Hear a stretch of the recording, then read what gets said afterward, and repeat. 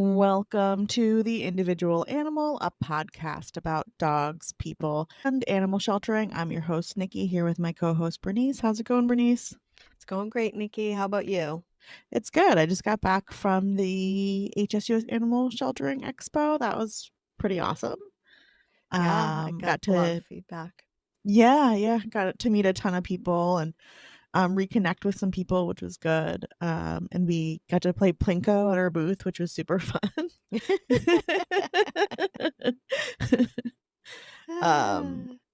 It was great. I Did love you get being any able new to. podcast folks from it?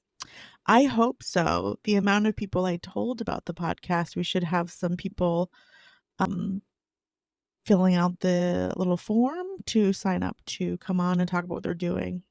So Nice. hopefully we'll get a bunch of podcast guests. And I talked to Katie about coming on our podcast. So we'll have her on, Katie Corbett, as a guest coming up soon as I get that scheduled. So that'll be good. Awesome. Yeah. And I talked to a lot of folks about our internships that are coming up in September. And so hopefully we get some really great applicants for our internship. If you're interested in our internship, I will put the information there in our show notes. Great. Yeah. So who did we talk to? We talked to Mike Kaviani. Yes, yeah. So he will be coming up here shortly. It was a really good conversation, I think. I know we talk about playgroups so much on this podcast that I hope we don't sound too redundant, but I think it's so important.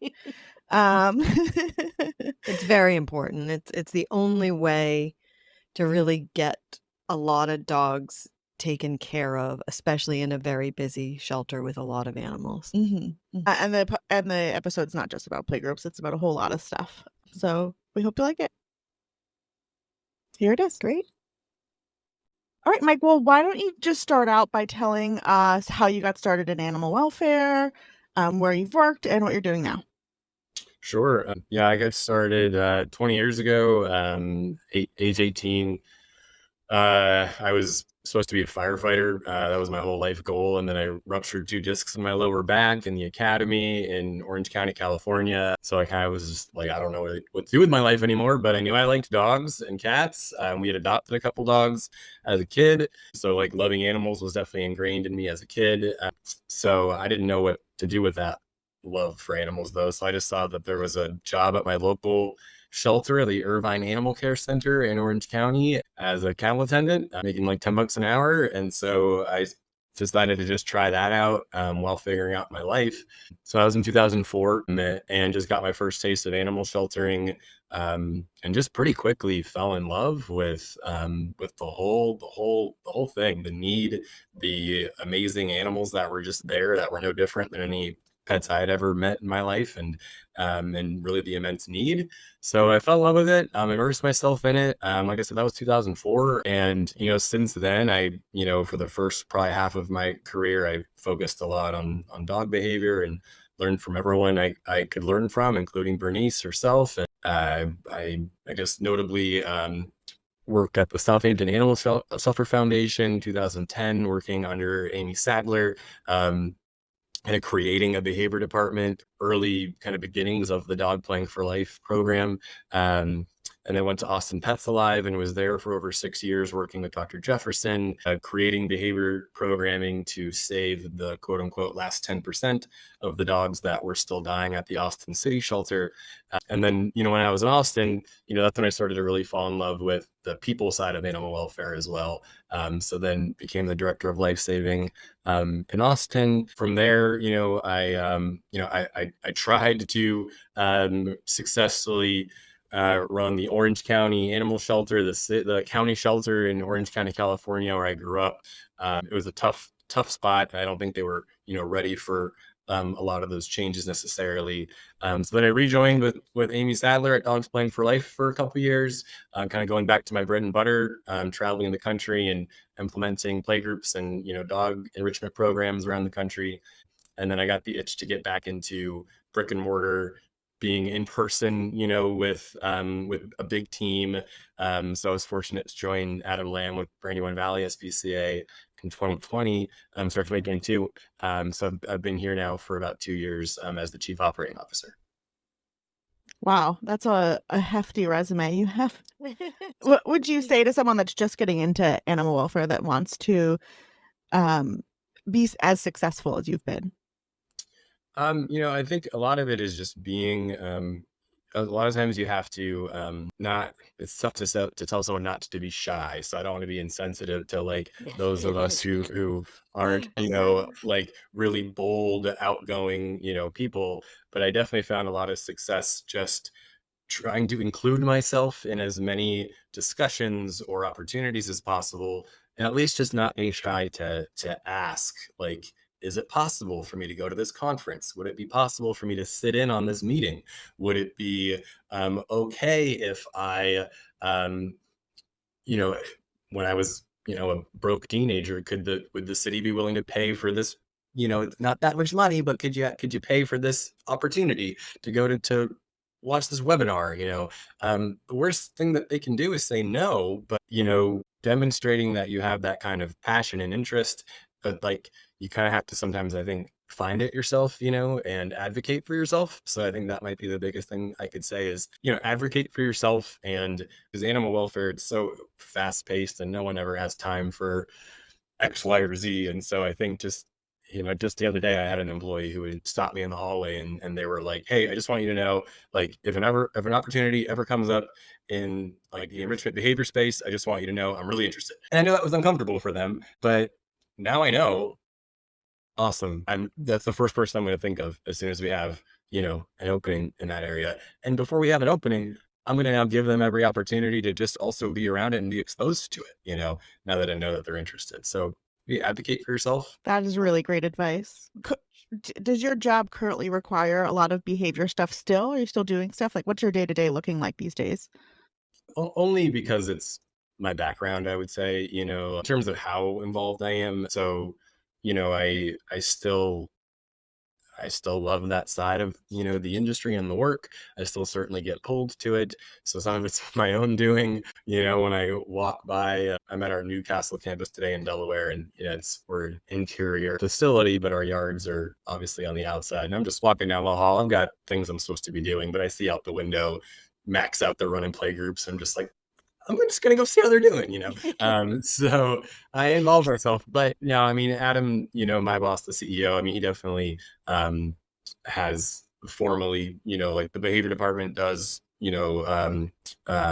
fall under me, and I try to support them as much as possible. So less of the hands-on, certainly less of the hands-on, but every so often I make sure I still got it, and I mostly still. Bernice, I'm sure you can relate to that. Yeah, yeah, I say it all the time. I'm like, my heart's really out there with those dogs, but got to get the big picture stuff done to help those dogs also. So For sure. it's a tough Well, balance. the person I referenced before who stopped me in the hallway telling me that they were interested is the person out there running play groups right now, and like they're kicking butt. So like Nice. that's like that's the fulfillment these days. Yep. Nice. So I just had watched a webinar you did on behavior with dogs in shelters. I'll put it in the show notes. I think it was when you were in Austin you did it. I But think it was the American Pets Alive conference, yes, at probably. the American Pets Yeah. Alive Yeah. conference, yep. Which I found really fascinating as somebody that like I don't work with the dogs. I do like the advocacy side of things. Every once in a while I get to touch a dog, but not my expertise. And you made a really good point that stuck with me that was like, of course, dogs in shelters are going to show all of these things, which I thought was like, well, duh. Like it was kind of like for me, of course, yeah, that makes sense. So I wanted to talk a little bit about how does the stressful environment of an animal shelter impact the behavior of dogs, particularly in terms of stress and anxiety. Yeah, I think I made that comment just because of how much it's dawned on me over the years of just how polar opposite the environment is compared to what the species needs or wants or is supposed to be living in. You think about this emotional species needs social interaction with each other, with people, they need fresh air and outdoors. They need species specific activities. They need to go out and eliminate outdoors. They need to exercise. They need to use their brains and their noses. And in most shelters, and this is like, I'm always careful, like, I'm not criticizing us, right? We're all trying our best, but we have to, I think, accept the harsh reality that no matter how nice the shelter is, it's the complete opposite of what the species would ever choose to experience. We are generally segregating them into solitary confinement in an enclosure that is, concrete or metal or whatever it's made out of. They can see each other and hear each other all day long. They can see us majority of the day, and as we pass by, they get what, maybe 30 minutes of a 24-hour day outside of the kennel to interact with, to get some sort of base need, and that's if you are getting all your dogs out once a day for a 30-minute outing. And I don't think every shelter can say that they're getting every single dog out once a day for a 30-minute outing, right?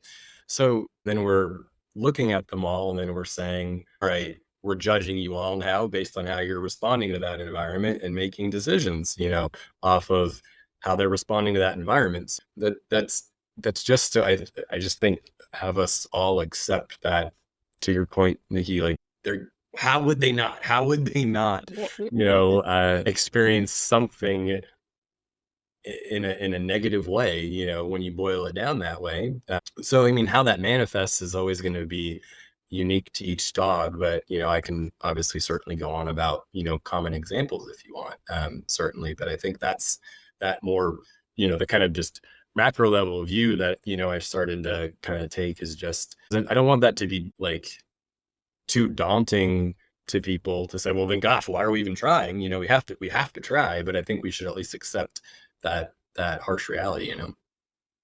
Yeah. Is there a particular dog or scenario that you remember that you started to realize that or see that, okay, these dogs are not going to behave the same way here as they might in their home? There's one that will always stick out to me because it was a very rare opportunity to have this much information about the dog. I think it was 2007 when I was working at the Irvine shelter that I mentioned. We had a bunch of wildfires, as Southern California is wanting to do. And one of my closest friends who worked with me, heard she had to evacuate her home. So we boarded her dog at our shelter while she evacuated her home. His name was Sharky. He was a certified canine good citizen. He was, I think, doing therapy work at that time. I had been around him every weekend for the most part. He was practically my dog, how well I knew him. And he's around, he couldn't be a safer dog. I didn't know him. I would have thought he was a dangerous dog. He was in our kennels. He knew me, and he was incredibly forward and fractious, and all of the, intense barrier reactivity that you would see in one of the worst dogs that you can think of in your time, how they present in a kennel.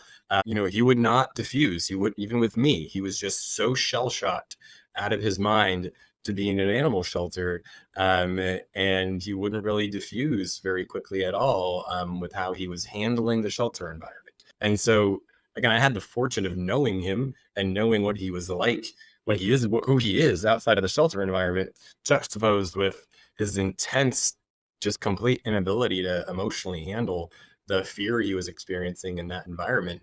So, I mean, there's countless examples of dogs I can think of in my career who we've worked through, their response to the shelter, worked through it, placed them, and we've now seen them in their adoptive homes. But Sharky was just a very early example in my career before I had a ton of those experiences, and a unique example because I knew him. I knew who he was. I knew how great of a dog he was.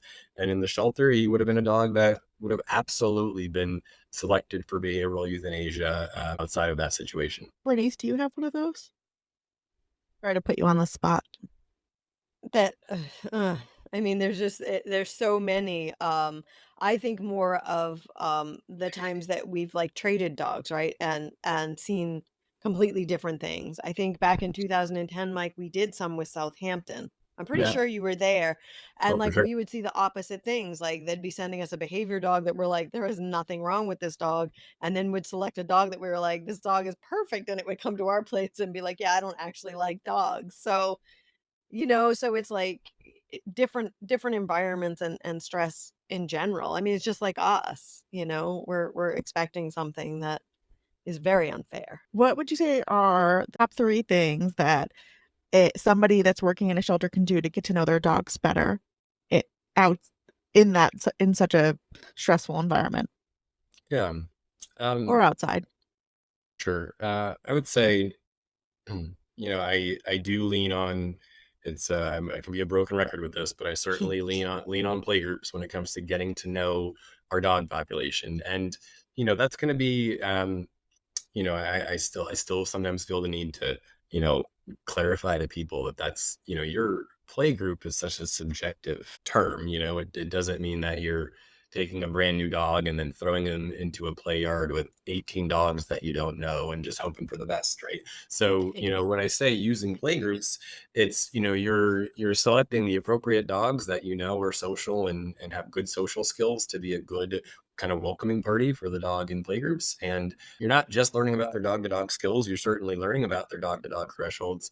But in utilizing playgroups, there's just some kind of operational requirements that also allow you to get to know the dogs. You got to make sure they've got a collar on, you're leashing them up, you're taking them out, you're walking them to and from the play yard, you're maybe asking them to exit the yard, you're leashing them up in the play yard, you're asking for space, or you're saying, hey, good boy, good job, what you were just doing, that was great, or hey, maybe a little less of that, buddy. And so you're getting to know their responsiveness to people. They're also being judged or assessed in outside in a play yard, which you've intentionally created a space for them that is non-threatening and not in the confines of that stressful kennel environment. And I find that tells me a heck of a lot more about our dogs than even just going out one-on-one with them. I mean, that can be really helpful, but I love to see them with that kind of stimulus and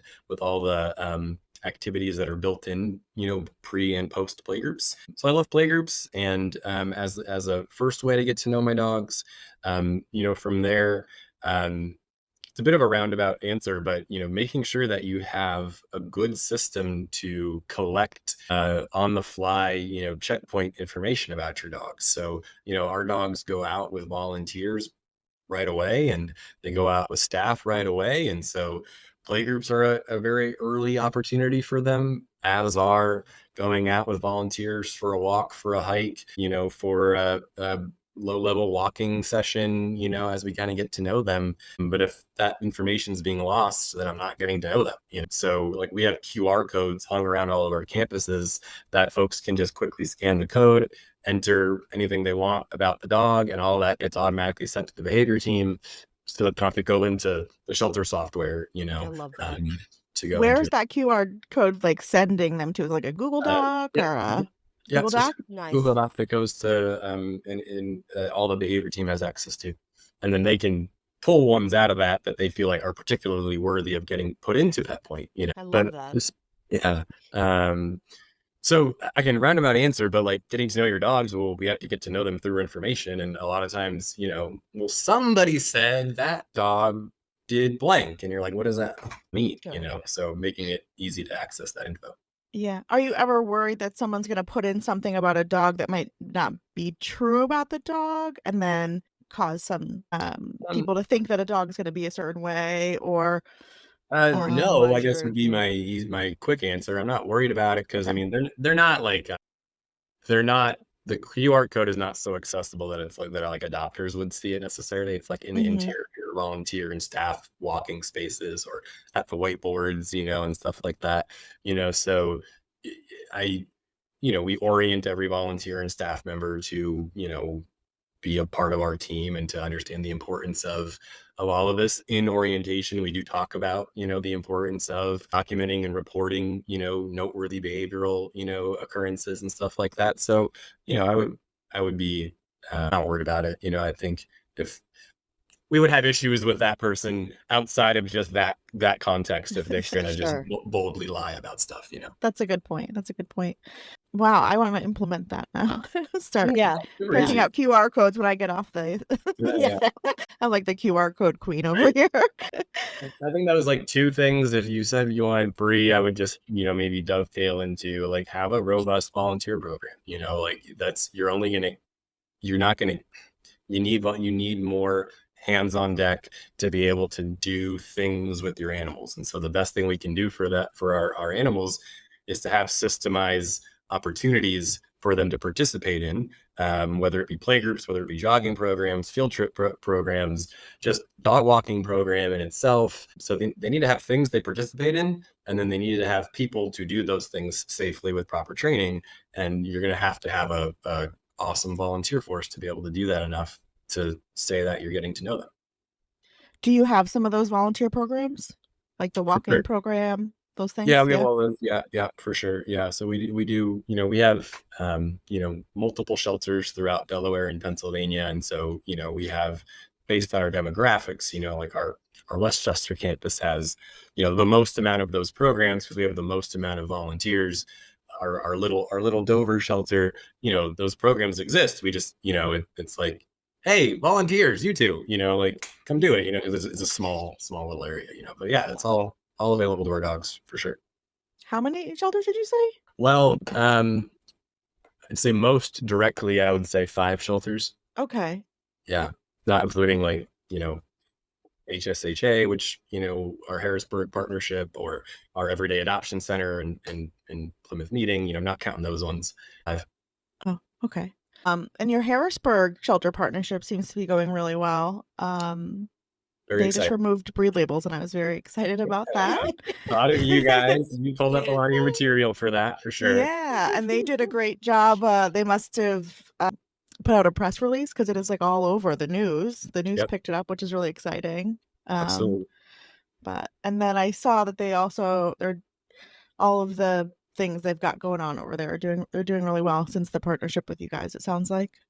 Yeah, yeah. Last month, the live release rate was 94%. I think same month last year, I believe was 80%. And most of that is through, like you said, removing breed labels. We've extended adoption hours, which is like, Nice. Yes. Yeah. but like, yeah, I mean, right? I mean, why wouldn't you? And then, shifting to more of an open adoption policy, getting out of our own ways, removing, arbitrary barriers. And so that's been, I think, a huge shift for them as well. And it's paying off. Yeah, it's going really well. That's great. That's awesome. Very cool. Going back to the APAA presentation that you did and you talking about training the dogs on some of these behaviors, do you have any recommendations for shelters to be like, well, where do I start with arousal or feel fear, things like that? Or does it depend on what's going on? I mean, that's one of the hardest things is like, who do I listen to? Who do I read? What do I implement? I think, the hardest things I think in animal sheltering is just maybe sifting through all of the very entrenched kind of views, and when it comes to that stuff, I would say, there's no secret. I'm always going to advocate for using dogs playing for life for the majority of behavioral programming because of the importance of seeing every dog as an individual and offering them those opportunities, for out of kennel enrichment. It's not just playgroups. Playgroups is, I think the bulk of what most dogs probably need in life, but not every dog. So then the ethic being though that, you're creating again programming for dogs to get out of their kennels to experience normal activities for what they want to do, what they find enriching. So, for the most part, I'm always going to be big on just make sure that we're actually enriching our dogs' lives. That's more than throwing Kongs in their kennels. And so I think the majority of behavior problems in shelters are really just manifestations of the dog being bored and stressed and not having enough enrichment. So, I'm always big on like you can sift through that by making sure that you're developing programs, whether it's dog playing for life or just whatever you can do to systemize the most amount of your dogs leaving their kennels every day for outings that they find enriching.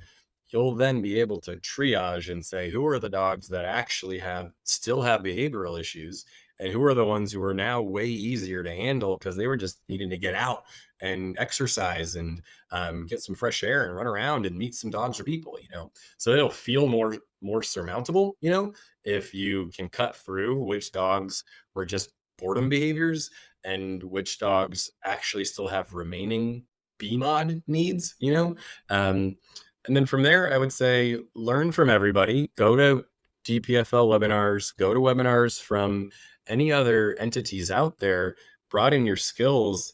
But I think what's truly most important is that there are the staff and the volunteers are working together in a generalized way and in a targeted way that they are building in rewardable, adoptable behaviors into all of the activities that are going on every day. So every outing with every dog should be a kennel routine, a door routine, eye contact, sits, polite greetings, not jumping up for food. If we build all of that into our everyday work, and we are as a team all holding each other accountable on that being the expectation for whatever we're doing with our dogs, that's better than hiring that one amazing certified trainer to come to the shelter every few days.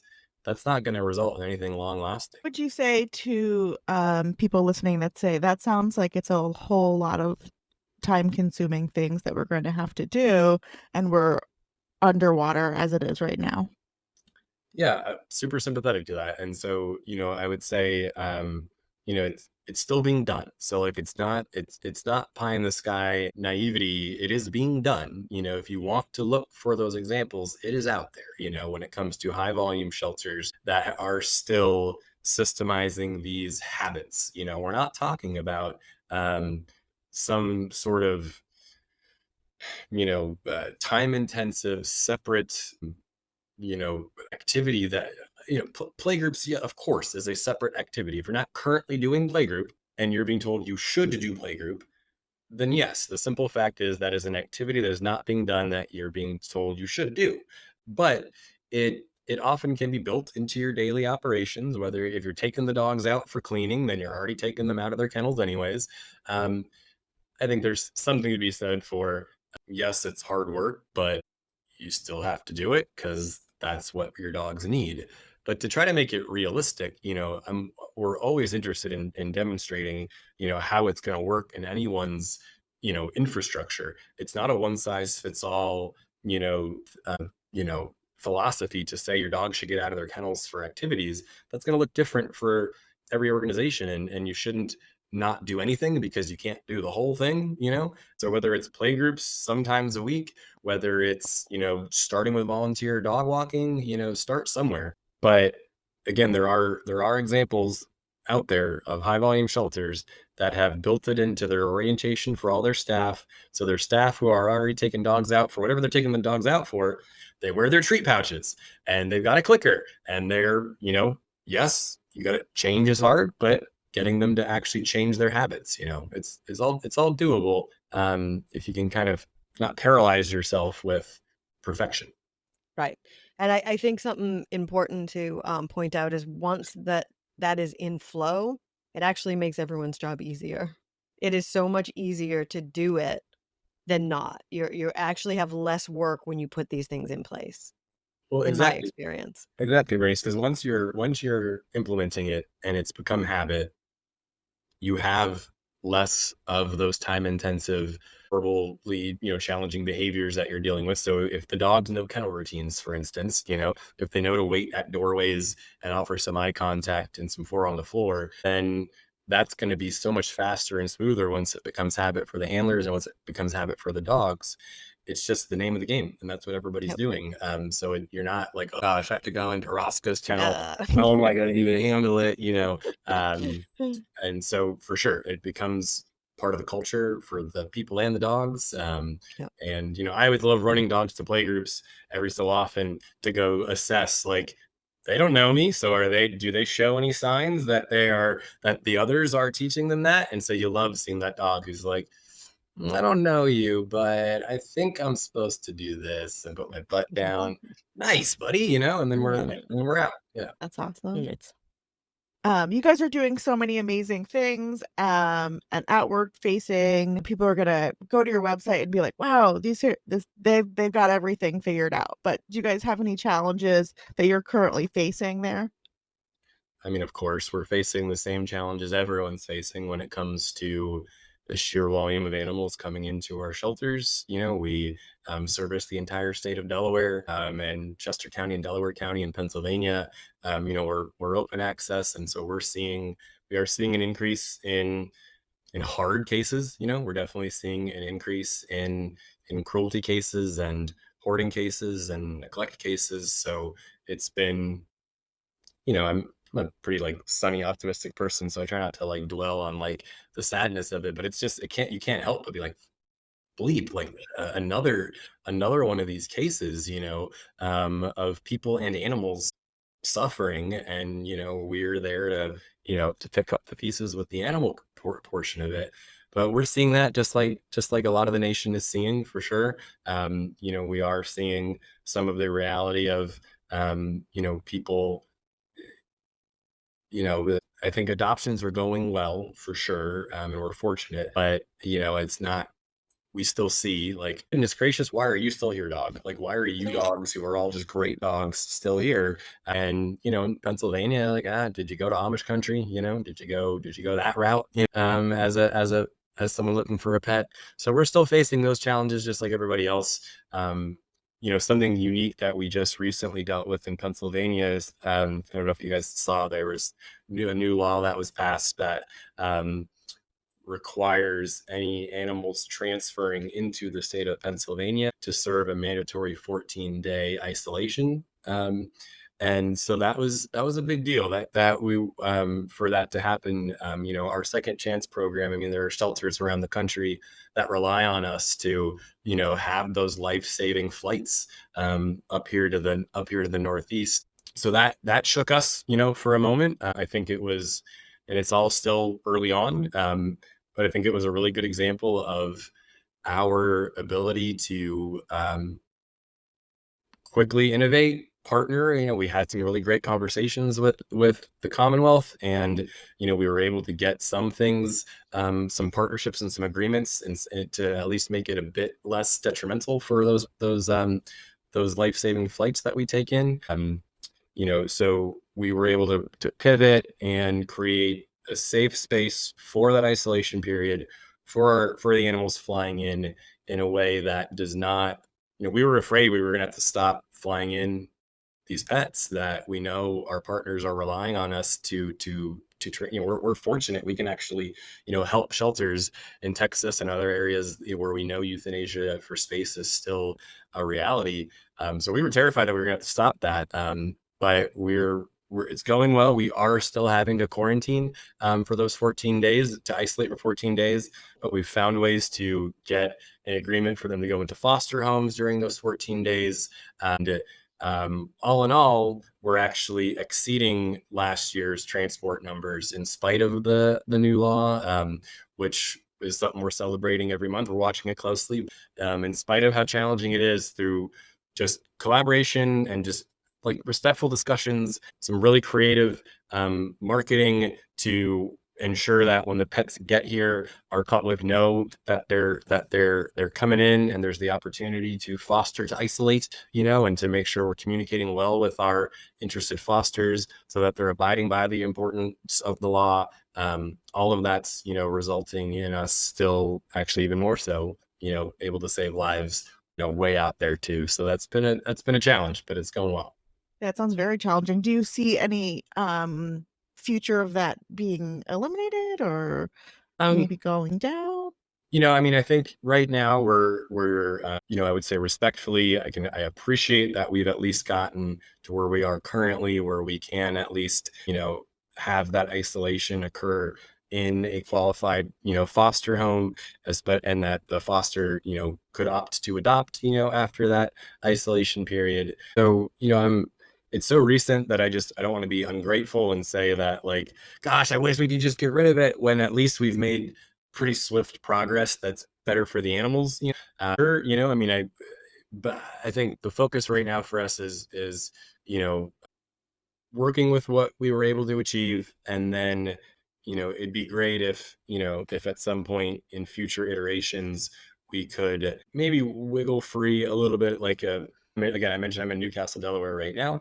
Every so often, it's nice to be able to say, hey, long stay in Newcastle, maybe change of scenery, head up to Westchester, Pennsylvania, 40 minutes, up the highway. We can't do that right now without that dog serving the 2-week isolation period up in PA, which is a hard decision to make. Like, is it better for him to go there if he has to serve a 2-week isolation? It would have been better for him, we thought, prior to that law, if we thought Westchester might be a better environment for him. But now we have to factor in that 14-day isolation period. So in that way, in the future, it'd be great if we could have just further conversations so that dogs who are already healthy in our care in one of our Delaware campuses could still go to Pennsylvania strategically whenever we felt like it was better for the dog. So right now we can't, we are, blocked from that. Yeah, you make a really good point though about how important it is to keep the conversation respectful if you want to create change for the future, Yeah. instead of going in heavy and hard and upset with Definitely. When we first heard about it was definitely panic, but again, it's the ability to just come to the table professionally while also, strongly, stating what was going to be negatively impactful that may not have been considered in the law, we're really happy for, with at least what we've gotten so far, for sure. Can you talk more about the life-saving flights that you guys do? Yeah, so I mean, our second chance program, it was one of the things that I joined Brandywine Valley. Like when I thought about like the things that I knew of about, this organization, I was like, you guys are the ones that like fly dogs and cats like all the time, right? I thought that was so cool that cats are included. You don't see that That's as much. Yeah. Cats are sadly sometimes the forgotten species, and they don't get to go on those like exciting, flights that you see publicized everywhere. But we take a plain ton of cats, as well. So we take in about 5,000 or so animals that are transported here from through that second chance program, either through again on flights from shelters like in Texas or Louisiana that are facing rampant overcrowding. We make sure we never leave any mamas behind, so every mama comes with us if there is any mamas with puppies and stuff That's like that. awesome. For sure. Like I said, we fly in cats, full grown adult cats come to us. They get to join a life-saving bus as well, because we're really successful with cats out here, fortunately. And then we do that locally too. We try to extend our reach here locally in Pennsylvania as well whenever we have space, and we're called upon all the time if there's like a hurricane out in the south somewhere, or we there was a bunch of Great Danes in a horrible situation somewhere recently, and we helped them come through the SPCA transport. So, yeah, it's cool. It's a great way to spread that impact. Get some. It's I'm not a East Coaster, so every so often I'm like, we need cats. Like that's crazy, but then, I mean, working in Texas for so long, like, yeah, great. Let's go fly a bunch of cats here and save some lives immediately. And then we can provide some adoptable cats here too. Yeah. If you could pick one behavior-related protocol that every shelter should implement today, I feel like this might be a broken record, but what would it be? Yeah, I mean, the quick answer would be playgroups for sure. I've just seen too many examples in my life at this point of the dog that was assumed to be super fearful, dog aggressive, highly defensive to people, stressed to the point of having a poor quality of life, whatever the behavior was. I've seen just too many examples of that presenting behavior being their response to being stressed or scared out of their mind in the environment, and then playgroups changing their entire association to where they are. And then days later, you're just left with this holy bleep. They're a completely different dog. And it was not through some sort of incredibly intensive behavior modification that only certain people have access to learning. Like, it was through carefully constructed playgroups that people can learn and people can implement. And then days later, that dog that was presenting with incredibly challenging behavioral issues is no longer that dog and is now highly adoptable and ready to go. I'm just that's not like rare. Those aren't like these few little camera examples, like that happens every day. Um, so it's just too much of a preponderance of experiences for me to move off of that as my one wish.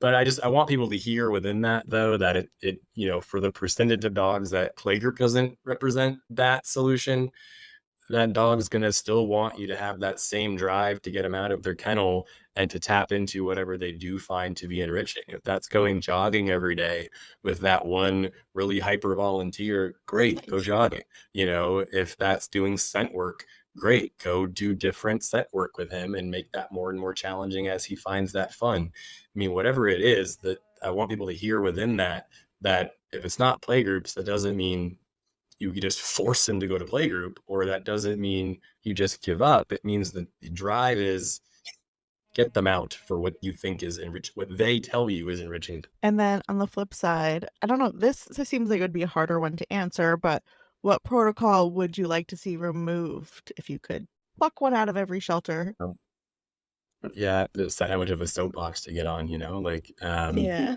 Yeah. there's when it comes to just protocol, I would say as much as we can help guide the industry to safer ways and more effective ways to do it, to not assess dog to dog sociability with on leash introductions. I'm not Great one. saying it's not unimportant to know how a dog behaves on leash towards other dogs, because that's always like the first rebuttal I hear is like, well, what do you expect someone to do in the real world if they're walking their dog? I'm like, well, but that person's not judging their dog and making decisions off of their dog by and large, as is the role of animal shelters, right? So if we're assessing sociability, if we can stop doing that on leash, I would love to remove that one.